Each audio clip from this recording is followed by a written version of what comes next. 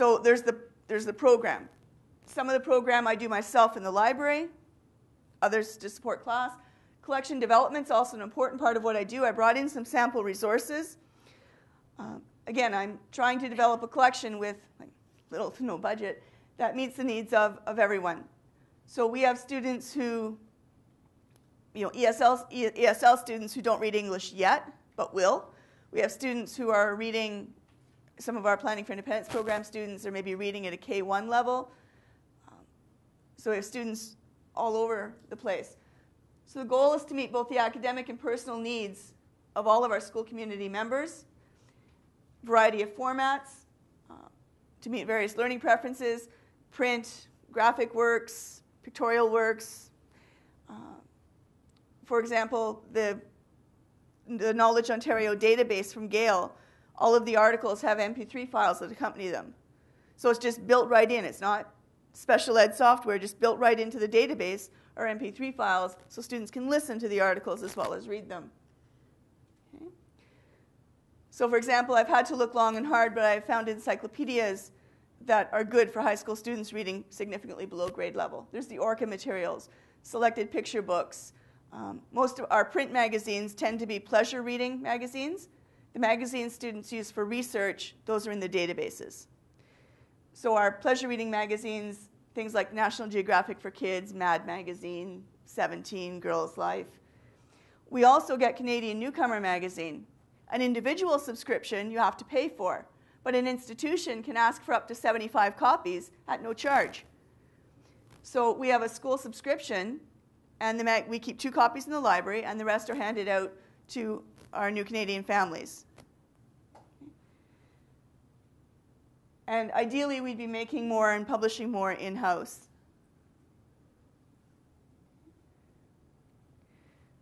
Then, of course, besides what I do in the library, there's also support for the classroom program. And this is where the collaboration is so essential. I mean, much of what I'm doing in the library is in support of the classroom program.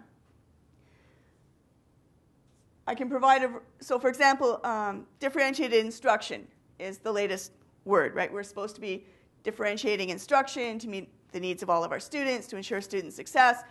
Well, I can help with that because as a teacher librarian, I can provide resources at a variety of levels to support whatever unit of study you happen to be doing. Okay? If you want to work with me to develop the unit, develop assignments, we can also differentiate the materials. We can even work together to team teach, team evaluate, provides the students with access to more support. Okay. Ideally, the library program is fully integrated into the classroom program because pulling students aside for individual lessons that aren't attached to anything doesn't really work all that well. It's the only way to run the orientation program. Ideally, the orientation would be run through a subject area, let's say grade 9 science. They would come in to do a research project, and as part of the research project, we'd build in the library orientation, academic research. But no matter what subject area I choose, approximately half the students won't take it until second semester, and that's just not fair to leave them for an entire semester without the background they need to do research projects because their first semester teachers are expecting them to do the projects. So although it's not ideal, I've had to develop my orientation program as little, pieces aside from the class. But ideally, it's integrated. And ideally, I'd be part of a team working with the students. Most schools have a team, a teachers, a support team that works to identify and support students. Ideally, the teacher librarian would be part of that team. One of the reasons I'm working so well with the communication program is that when we started the program last year, when our school hired the teacher, she was feeling a little overwhelmed because she had just come from elementary. She had some high school in her background, but she'd been in an elementary cert for a while. And so she arrived in our school. There was no program. She was the only communication teacher, no set program, had to develop a program. So when I said to her, I really enjoy working with students with special needs. Would you be willing to let me work with you? She was really excited. So because we work together, I think the program's better.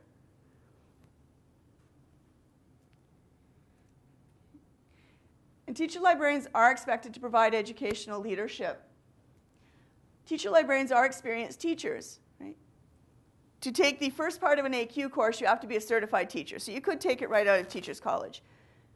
To take part 2, you need a year's teaching experience. To take part 3, you need a year in that subject area. But most teachers have several years in the classroom before moving into a library. So teacher librarians are generally experienced teachers. We have a cross-grade, cross-curricular perspective that is unusual in a high school, because in high school most teachers teach a subject. You teach history or geography or English or French. But we have a cross-curricular, cross-grade perspective. So we can help with ideas for strategies, activities, materials. For example, for the White Pine reading program, we've only got space on our shelves for 1 copy of each of the 10 novels. There's 10 nominated titles each year. Well, I can't run the program with 1 novel. But if I buy 3 or 4, I have nowhere to put the extras. So we buy 6 copies of each novel, and when the program is done, we put 1 on the shelf, we put the other 5 in an extra giant baggie, and set it aside as a literature circle kit. So we have 40 or 50 sets now of novels, and so now, as teachers become interested in exploring literature circles, we've got materials they can use. And in fact, I worked with an ESL teacher. I actually went into the classroom and we team taught and worked together on the literature circles unit. Okay? So the ESL department didn't have to buy anything. Now, yes, eventually, if an English or ESL department really wants to do literature circles and have books, say, on a certain theme, yes, they're eventually going to have to buy that. But if they want to just use what we've got, then there's no cost. So it's a good way to experiment with things like literature circles. Okay, we can model teaching, serve as mentors. I've been one of the new teacher induction program.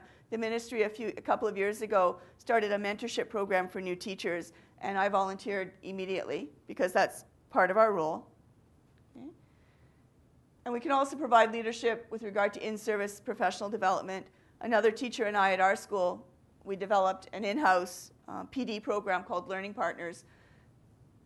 It meets once a month, except for December and June. And there's some sort of presenter or speaker, often from within our own staff. So for example, in September, there might be a teacher who's really, really a whiz at MarkBook, the marks management software we use, who will do a presentation, help other people learn to use it. Last month, we had somebody in from Gale to show us the databases and ebooks. Okay. So there's all kinds of ways that teacher librarians can be useful if you've got one. Okay. In terms of what to do, then I'll show you some of the things I've invented in a minute, but in terms of what to do with this, next steps, if you've got a teacher librarian, speak with your teacher librarian, talk about what you might be able to do together. Okay? Because I mean, I've done these things, but this is me, right? People are different, and different teacher librarians would have different strengths and be willing to do different things. But assuming for the moment that you've got a full-time teacher librarian who's not doing prep time coverage or teaching special ed or teaching grade 8 math or whatever, if you've got somebody, it's worth talking about what you can do. I have set up a wiki, and I'm thinking now I want to redesign it completely. But eventually I'm hoping this Inclusive School Libraries wiki becomes a repository of all sorts of materials and ideas. So you're welcome to join if you'd like. And if you see anything here that you want more information about or you want copies of files, you're welcome to contact me. Please don't take the samples. But there are a couple of handouts, a couple of brochures, and my contact information is on the brochures. So if there's something here that you would like a copy of or you'd like more information about, feel free to email me, and I can always send you the copies.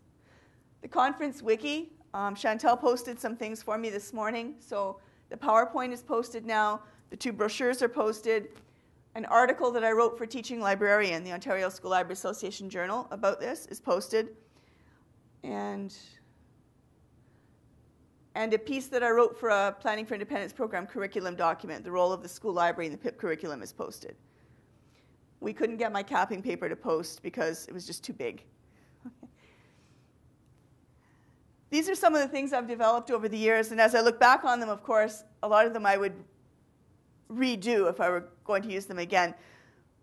I've used BoardMaker a lot. I prefer it to clip art because I can use then the same picture symbols for our students with special needs who are using communication programs, augmentative communication, and everyone else, instead of using clip art and these symbols.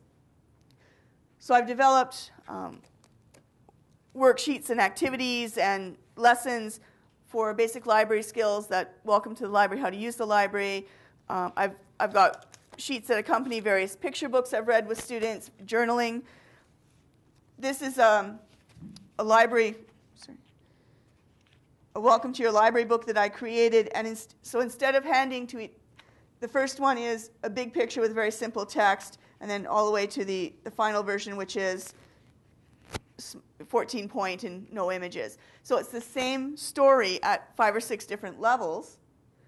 And so instead of having to say to a student, okay, I think you need this level and you need this one, they're all in one book.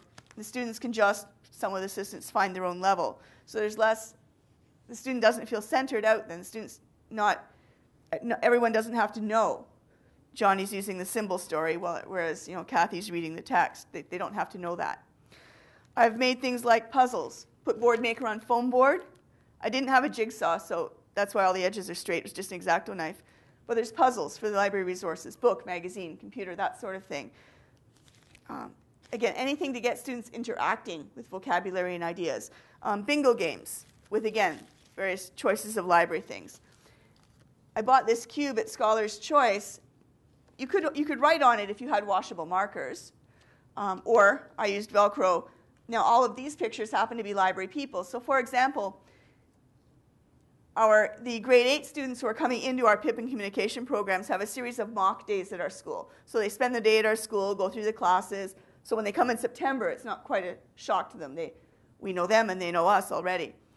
So for both groups, the new PIP students and the new communication students, we're doing a library period, an orientation and research period. So for example, to help them learn library people, we might get in a circle because these are students who need to be up and moving. Flashcards and worksheets aren't going to do it. And we might throw this cube around the circle. Whoever catches it, if you can say the word, you can keep the card. Whoever has the most cards at the end of the game wins. I've got another one with a 9-square grid on it, so I could use smaller pictures. I could do a straight vocab like this one, or I could start asking them to apply more thinking. I could put 8 people in one place, and can you figure out now which one doesn't belong? Okay? So there's all sorts of things you can do. These little styrofoam cubes, one cube has all people pictures, another has all place pictures, another has all activity pictures. The idea being that, for example, if you're an ESL B student and you speak some language but you're still new to English, you might roll the series of cubes and then be challenged to make up a sentence with the various words. Okay? These are ideas I got at the differentiated instruction session last summer. I don't have the question cards made yet, but for example, for library orientation, I would have a set of question cards on larger book shapes, and the students would work in teams. Pick a question card, I would read it, and depending on whether we're doing this before they do the content or as a review, I might use my voice to give them hints. If the team gets the answer right, come and pick a scorecard which have various numbers on them. So not only do you need to get the questions right as a team, but there's also an element of luck. So it's not just a matter of getting the questions right. So it's a good way to either introduce new topics or review. You could do this with any content, right? This idea of questions and picking scores. So I've got one game board that I want to use for library orientation, or I could use the same for various book skills, genre studies, novel studies, that sort of thing. For example, the communication class is just now finishing their novel. We could create a set of questions for the novel and use this to review the novel. Okay? Because I use the puzzle metaphor as a way to explain research, I've done up a puzzle game board. I use puzzles to introduce research. It's difficult for students, especially students who are cognitively challenged, who have learning disabilities. It can be difficult for them to get their minds around something as nebulous as, really, what is research and inquiry? Well, it's like putting together a puzzle. You can dump the puzzle pieces and just start trying to jam them together. Good luck. Or you could look at the pictures, sort the pieces, turn them right side